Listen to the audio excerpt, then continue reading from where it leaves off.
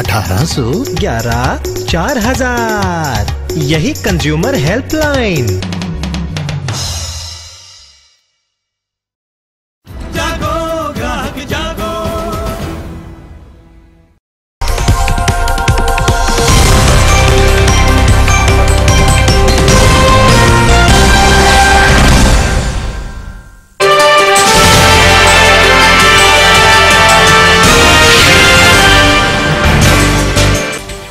और सबसे पहले खबर आवास के असर की। अब पुणे के ज्वेलर्स ने बुर्के पर पाबंदी की मांग वापस ले ली है।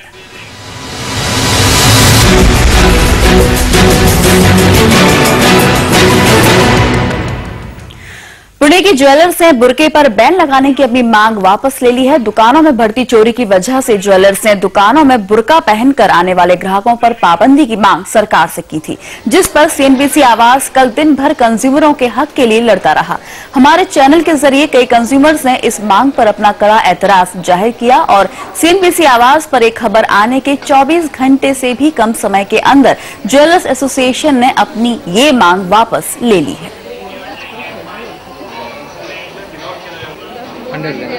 हम ज्वेलर लोग इसमें कोई इनिशिएटिव नहीं लेंगे। हमें किसी का मन दुखाना नहीं है, किसी के धर्म के ऊपर हमें कोई इसमें करना नहीं है। कस्टमर की सिक्योरिटी के लिए, हमारे माल की सिक्योरिटी के लिए हमने ये मुद्दा लिया था। मगर if it is hurt to the any community, we will not insist upon this issue.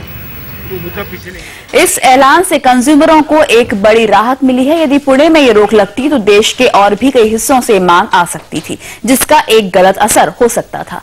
मगर हमने कंज्यूमरों की आवाज उठाई, जिसके बाद ये मामला फिलहाल सुलझ गया है। दरअसल ज्वेलर्स ने ये मांग चोरी की बढ़ती घटनाओं की वजह से की थी। पुणे में चोरी की घटनाएं तेजी से बढ़ रही हैं और चोर अपना रहे हैं चोरी के अनोखे तरीके।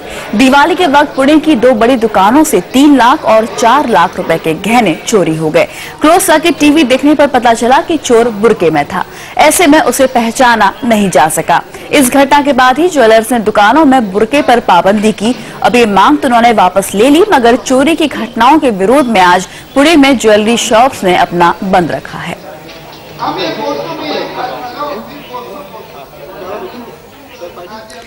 भले ही ज्वेलर्स एसोसिएशन ने बुर्के पर रोक की मांग वापस ले ली है, मगर सवाल ये उठता है कि क्या सिर्फ पहनावे के आधार पर किसी को दुकान में घुसने से रोका जाना सही है? सुरक्षा के नाम पर क्या कंज्यूमर को अपना बुर्का उतारने पर मजबूर किया जा सकता है? ऐसे ही कुछ सवालों के जवाब जानने के लिए हमारे संवाददाता दीपक वाजपेयी ने बात की कंज्यूमर एक्टिविस्ट श्रीराम खन्ना से। बुर्के पर पाबंदी कितनी जायज है या गैर जायज, इस पर बात करने के लिए हमारे साथ मौजूद हैं कंज्यूमर वॉइस के managing editor professor Shriram Khanna. Professor साहब, हमें बताएं कि ये जिस तरह की पाबंदी की बात की जा रही है पुणे में, उसको आप कितना जायज या गैर जायज पाते हैं? देखिए, ये पूरे रूप से गैरकानूनी है। आप किसी को पहरावे के आधार पर अपनी दुकान के अंदर घुसने से नहीं रोक सकते, क्योंकि एक तो हमारे देश में संविधान के अनुसार सभी जो उपभोक्ता या नागरिक हैं वो समान है, किसी भी धर्म के हों। नंबर 2, ये एक अनुचित व्यापार प्रथा है। आप किसी ग्रुप ऑफ कंज्यूमर्स को सर्व करने से रिफ्यूज नहीं कर सकते। ये एक अनुचित व्यापार प्रथा है और वो गैरकानूनी है उपभोक्ता संरक्षण अधिनियम 1986 के तहत। तीसरा, ये जिम्मेदारी है उस जिले के कलेक्टर, डिस्ट्रिक्ट मजिस्ट्रेट की कि वो अपने डिस्ट्रिक्ट के अंदर कंज्यूमर प्रोटेक्शन काउंसिल जो है उसकी मीटिंग बुला के उस पर चर्चा करे। और प्रदेश के जो कंज्यूमर अफेयर्स के मंत्री हैं महाराष्ट्र के, ये उनकी ड्यूटी है कि वो कंज्यूमर प्रोटेक्शन काउंसिल की मीटिंग में डिस्कस करें और होम मिनिस्ट्री से बात करके इस प्रॉब्लम का कोई हल निकालें। तो ये कंज्यूमर राइट्स के बिल्कुल खिलाफ है। और कल आप जो सिख हैं उनकी पानों पे रोक लगा देंगे, परसों आप कुछ और कर देंगे।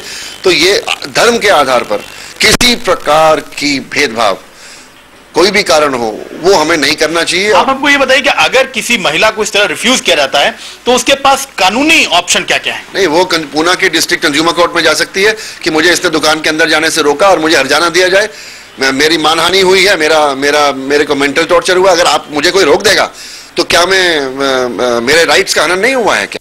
ये एक अनफेयर ट्रेड प्रैक्टिस है और ये किसी भी दुकानदार को करने का अधिकार नहीं है कि वो किसी को उसके पहरावे पे अधिकार पे रोकते। प्रोफेसर खन्ना का यही कहना है कि अगर किसी के साथ इस तरह भेदभाव किया जाता है, उसको किसी दुकान में जाने से रोका जाता है, तो वो बाकायदा कंज्यूमर कोर्ट में जाकर उसके खिलाफ कार्रवाई कर सकता है। दीपक वाजपेयी, दिल्ली।